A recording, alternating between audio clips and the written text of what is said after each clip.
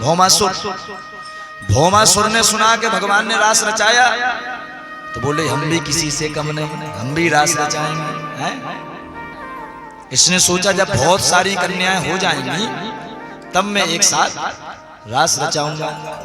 भगवान को पता चल गया। भगवान सत्यभामा को लेकर प्राग ज्योतिषपुर में पहुंच गए, जहां पर यह भौमासुर कन्याओं को कैद करके रखा था। आज भगवान ने भौमासुर का वध कर दिया। बोलो राधे राधे। भौमासुर का वध किया और 16,100 कन्याओं को भगवान ने कारागृह से मुक्त कर दिया। कन्याओं से कहा बोले जाओ, अब तुम्हें किसी का डर नहीं है। कन्याएं कह रही हैं बोले महाराज अब हम कहां जाएं, हमें बहुत समय घर छोड़े हो गया और कोई कन्या यदि बहुत समय तक घर नहीं आए तो घर वाले चिंतित हो जाते हैं, और यदि कहीं और चली जाए तो फिर घर वाले फिर अपनाते नहीं हैं। बोलो राधे राधे। तो उन कन्याओं ने कहा महाराज एक तो हमें घर वाले अपनाएंगे नहीं, और यदि घर वालों ने अपना लिया तो हमसे कोई शादी नहीं करेगा है? जो इतने समय तक किसी दूसरे के यहाँ रही हो उससे कौन विवाह करना चाहेगा? कोई नहीं। तो कन्याओं ने कहा महाराज आपके अलावा हमें अपना कोई सहारा नहीं दिखता, मेरा कोई ना सहारा बिन तेरे गोपाल मुरलिया मेरे। जब भगवान को पुकारा, जब भगवान को पुकारा तो भगवान ने कहा देवियों जिसका कोई नहीं होता उसका मैं स्वयं होता हूं। तो 16,100 कन्याओं से भगवान ने एक घड़ी में, एक मुहूर्त में ही सबसे विवाह कर लिया। बोल वृंदावन बिहारी लाल की। तो भगवान के विवाह कितने हो गए? कितने विवाह हो गए? 108 हो गए कि नहीं? 16,000 16,108 विवाह। और प्रत्येक कन्या से 10-10 पुत्रों को जन्म दिया। कितने पुत्रों को? एक एक सस्ता कृष्ण स्या पुत्रान 10 वाला 10 पुत्र और एक कन्या का जन्म दिया। देखते देखते भगवान का बहुत बड़ा परिवार हो गया। बोलो राधे राधे। जनसंख्या 56 करोड़ में पहुंच गई। कितनी पहुंच गई? भगवान के भय, उनके बच्चों के भय, नाती पोता, ऐसे करते करते यदुवंश की संख्या कितनी हो गई? अब किसकी हिम्मत है जो चूल का न्योता दे? बोलो राधे राधे। भाई 2-4 व्यक्ति हो तो चूल का न्योता दिया जाए, और यदि ज्यादा संख्या बढ़ जाए तो लोग बाग डरते हैं, बोले ना तो भैया खाने जाना और ना खिलाना। बोलो राधे राधे। बहुत बड़ा परिवार भगवान का हो गया है, लेकिन भगवान इतने परिवार में ही में भी बड़े खुश रहते हैं, प्रसन्न रहते हैं। जीवन में भगवान ने अभी तक मुंह नहीं लटकाया। हम लोग छोटे से परिवार में ही परेशान हो जाते हैं, और भगवान का इतना बड़ा परिवार, इतनी पत्नी, फिर भी भगवान बड़े प्रसन्न रहते हैं। एक बार नारद जी ने विचार किया क्यों ना भैया देखा जाए, संसार के लोग एक पत्नी को नहीं संभाल पाते और हमारे प्रभु 16,108 कैसे संभाले हैं? तो नारद जी पहुंच गए। नारद जी ने देखा कि प्रत्येक कन्या के साथ भगवान अलग अलग लीला कर रहे हैं। किसी के साथ भोजन पा रहे हैं, किसी के साथ बातें कर रहे हैं। नारद जी की खोपड़ी घूम गई। बोले जिस कमरे में देखो उसी कमरे में भगवान। भगवान ने कहा नारद हमारी लीलाएं देखकर तुम्हारे पिता ब्रह्मा की खोपड़ी घूम जाती है, और तुम्हारी यदि खोपड़ी घूम जाए, दिमाग घूम जाए तो कोई बड़ी बात नहीं। बोलो राधे राधे।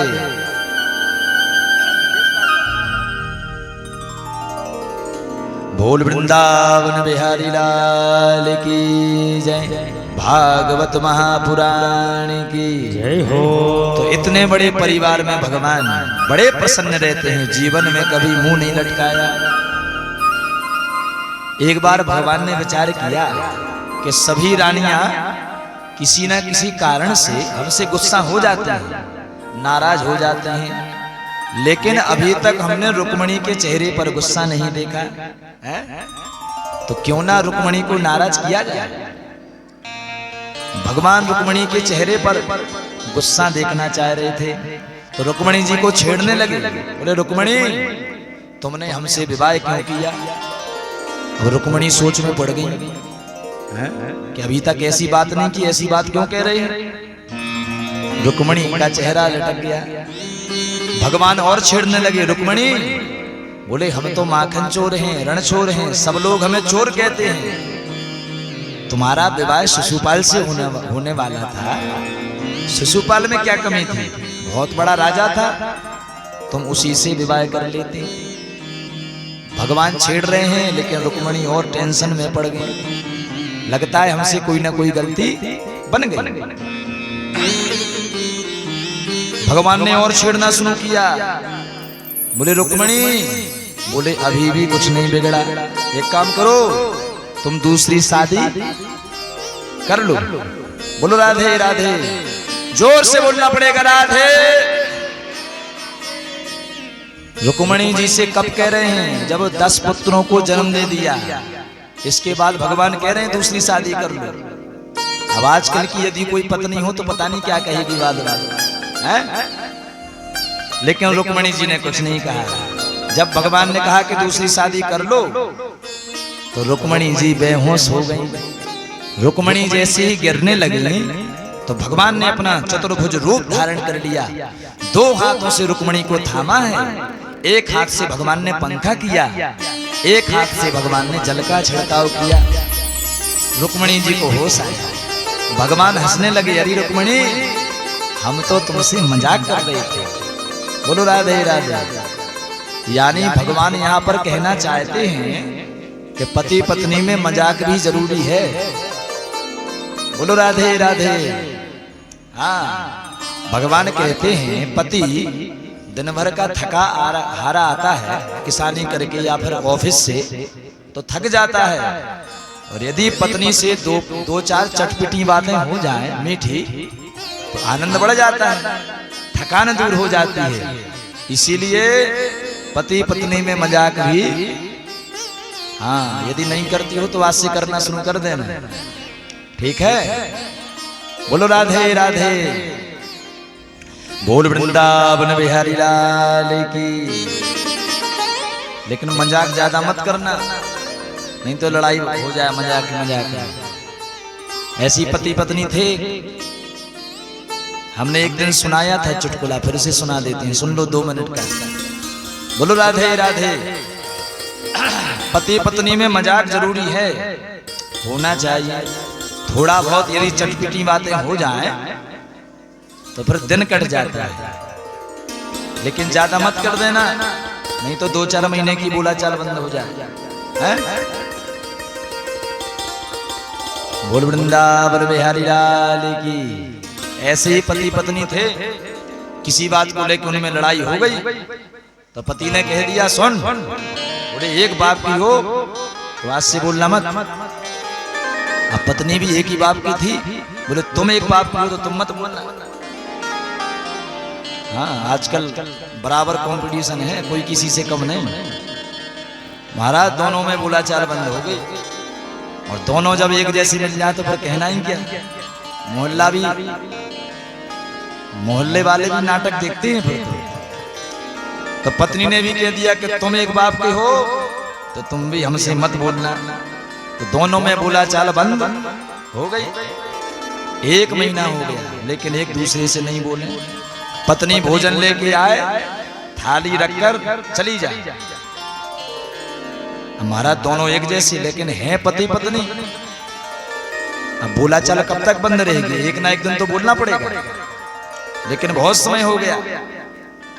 अब जो पतिदेव थे वो कुर्ता पहनते थे, क्यों दादाजी? हाँ, पतिदेव कुर्ता पहना करते थे। एक दिन पतिदेव ने आरती करी तो उन्होंने ध्यान नहीं दिया, अगरबत्ती को लगाया और पीछे से कुर्ता जलने लगा। अब पत्नी ने देख लिया, पत्नी ने सोचा अरे हमारे पति का कुर्ता जल रहा है, यदि नहीं बताऊंगी तो कुर्ता तो जल जाएगा, कहीं पति ना जल जाए। बोलो राधे राधे। पढ़ी लिखी थी, अंतोरा की, कहीं टीकमगढ़ में पढ़ने गई होगी, पढ़ी लिखी थी महाराज। उसने कहा, इशारे में कह दिया, किसी का कुर्ता जले तो मैं क्या करूं।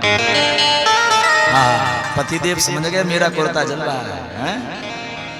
पतिदेव ने कहा, अरे सुन, कुर्ता जला तो जला, कम से कम बातचीत तो सुनूं भाई। बोलो राधे राधे। तो आप लोग ऐसा मत करना, नहीं तो पतिदेव को कुर्ता जलाना पड़ेगा, है ना। बोल वृंदावन बिहारी लाल की। लेकिन हाँ, पति पत्नी में थोड़ा बहुत हास्य परिहास, हंसी मजाक होना जरूरी है। यदि नहीं होता हो तो आज से शुरू कर देना, लेकिन ज्यादा नहीं। ऐसा मत करना 2-4 दिन की बोलाचाल बंद हो जाए। पति पत्नी उसे कहते हैं कि झगड़ा हो गया और 1-2 घंटे के अंदर या फिर 1 दिन के अंदर बोलाचाल शुरू हो जाए। बोलो राधे राधे। ऐसा मत करना कि 2-4 महीने बीत जाएं। बोल वृंदावन बिहारी लाल की। बड़ी सुंदर सुंदर भगवान की लीलाएं हैं। नृगोपाख्यान सुनाया। बोले इक्ष्वाकु, एक बार भगवान ने अपने बच्चों से कहा, बच्चों, बोले बहुत समय हो गया, चलो कहीं घूमने चलते हैं। तो भगवान के बच्चे भगवान के साथ कहां पहुंच गए? घूमने के लिए चले गए। गेंद से खेल रहे थे बच्चे, वही गेंद एक कुएं में जाके गिर गई। कुएं में जैसे ही गेंद गिरी, बच्चों ने झांका तो बहुत बड़ा गिरगिट दिखाई पड़ा, गिरधोना। बच्चे डर गए, भगवान से बोले, प्रभु इतना बड़ा गिरगिट हमने अभी तक नहीं देखा। भगवान ने उसको हाथ लगाया तो दिव्य महापुरुष प्रकट हो गया। भगवान ने पूछा, कौन हो? तो कहने लगा, मैं इक्ष्वाकु वंश का वंशज हूं, मेरा नाम नृग है। अच्छा भाई, राजा नृग कहता है मैंने इतना दान किया कि जिसकी कोई सीमा नहीं। कहता है, बोले कोई आकाश के तारे गिन ले, धूल के कण गिन ले, लेकिन जितनी गायों का, गैया का मैंने दान किया है उसकी कोई गिनती नहीं है। बोलो राधे राधे। तो भगवान ने कहा, भैया गैया दान की? अच्छा, बूढ़ी ठेली गैया दान की होगी, है? जो किसी काम की नहीं हो। बोले एक काम करो, इसको दान कर दो। दान का दान हो गया और बलाए की बलाए टल गई। बोलो राधे राधे। तो भगवान ने कहा, तूने भी ऐसी गैया का दान किया होगा? राजा ने कहता है, नाना महाराज, मैंने बढ़िया गायों का दान किया है, नव यौवन गायों का दान किया है। पयस्विनी तरुणी शील रूपा, गुणोपपन्ना कपिला है मिश्री। बोले कपिला गाय का दान किया। कहता है, चांदी से खुर मड़कर, सोने से सींग मड़कर, इसके बाद मैंने विधिवत गायों का दान किया है। भगवान ने कहा, हो सकता है तेरा पैसा 2 नंबर का होगा, है? 2 नंबर से कमाया, गायों को खरीदा, इसके बाद दान किया होगा। बोले नाना महाराज, पैसा भी मेरा 1 नंबर का था। न्यायार्जिता रूप खुरासा, न्याय द्वारा ईमानदारी से मैंने पहले धन कमाया और गायों को खरीदा, इसके बाद मैंने विधिवत दान किया है। तो भगवान ने कहा, भैया बढ़िया गायों को दान किया, ईमानदारी से कमा के मेहनत से, फिर तूने गायों को खरीदा, दान किया, लेकिन भैया फिर तू गिरगिट कैसे बन गया है? तब राजा ने कहता है कि बोले प्रभु, एक बार एक पंडित जी को मैंने गाय दान में दे दी। पंडित जी बोले, सुनो मैं अभी आता हूँ, थोड़ी देर बाद अपनी गैया को ले जाऊंगा। संकल्प करवा के पंडित जी चले गए। अब एक और पंडित जी आ गया, तो वह गाय राजा ने जो पंडित जी को दान की थी वही गाय दूसरे पंडित जी को दान कर दी। एक गाय दो जगह दान हो गई। अब एक पंडित जी गाय लेके जा रहे थे, दूसरे पंडित जी गाय लेने आ रहे थे। दोनों आपस में टकराए। बोले भैया तू मेरी गाय लेके कैसे आया है? बोले नहीं, राजा ने अभी अभी संकल्प किया है, विधिवत संकल्प पूर्वक संकल्प करके मैं गाय को लेके आ रहा हूं। ब्राह्मण कहता है नहीं ये मेरी गाय है। दोनों ब्राह्मण राजा के पास पहुंच गए। बोले राजा एक गाय को तुमने दो जगह दान कर दिया। राजा बोले महाराज गलती हो गई, अब एक काम करो, इस गाय को आप ले लो, इससे बढ़िया गाय हम आपको दूसरी दे देते हैं। ब्राह्मण बोला नहीं राजन, तुमने संकल्प किया है, जिस गाय का संकल्प किया है मैं तो उसी गाय को लूंगा, मैं दूसरी गाय नहीं लूंगा। बाद में राजा निर्णय ना कर सके, दोनों ब्राह्मण अंत में गाय छोड़ के चले गए। इसी कारण से राजा नृग को गिरगिट बनना पड़ा। बोलो राधे राधे। कहते हैं जीवन में यदि तुमने किसी का धन लिया है तो समय रहते उसको वापस कर दो। हम लोग धन तो ले लेते हैं दूसरों से पैसा, लेकिन देते समय हाथ सिकुड़ जाते हैं। लेकिन ऐसा नहीं है, यदि किसी का धन लिया तो समय रहते उसका धन वापस कर देना चाहिए।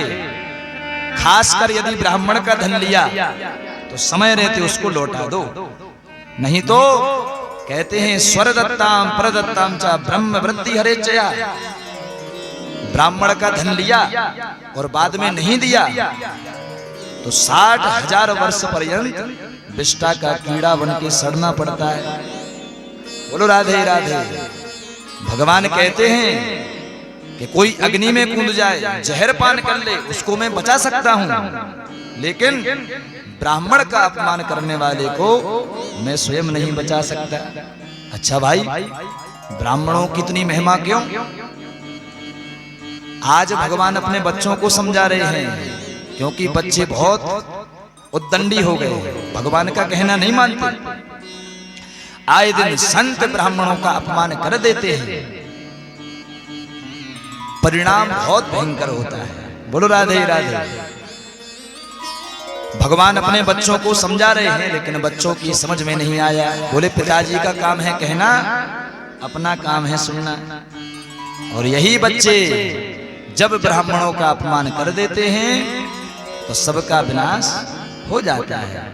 बोल वृंदावन बिहारी लाल की। बड़ी सुंदर सुंदर कथाएं हैं।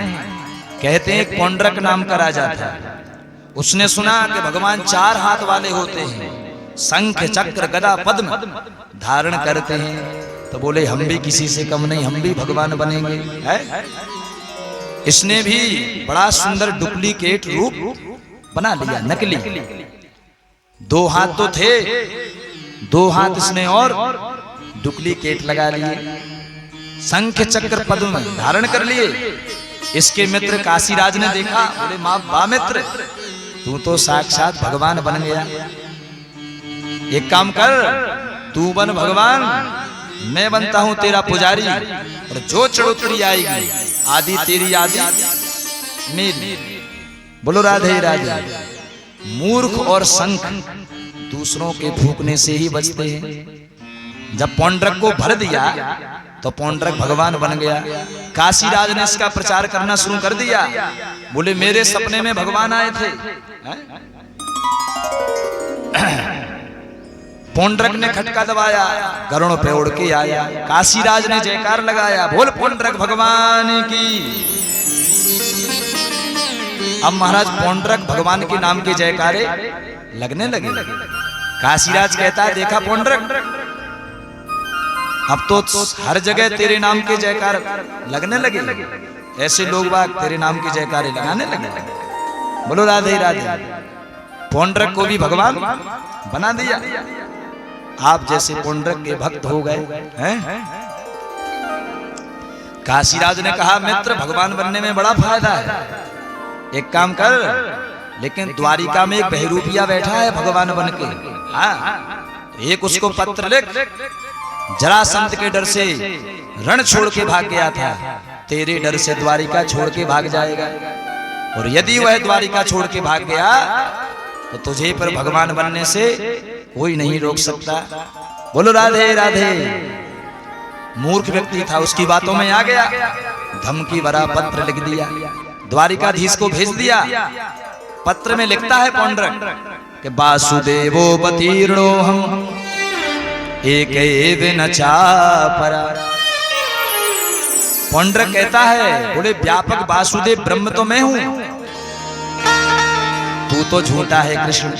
कृष्ण से कहता है तू झूठा है, या तो मुझसे युद्ध कर, नहीं तो द्वारिका छोड़ के भाग जा। भगवान को हंसी आ गई, बोले वाह, एक और भगवान प्रकट हो गए।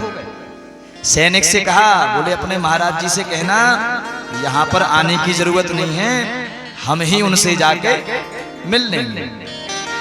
सैनिक गया, पुंडरक से कहा, पुंडरक तो घबरा गया, बोले काशीराज तू कह रहा था कि पत्र पढ़ते ही भाग जाएगा, लेकिन वो तो यहीं पर आ रहा है।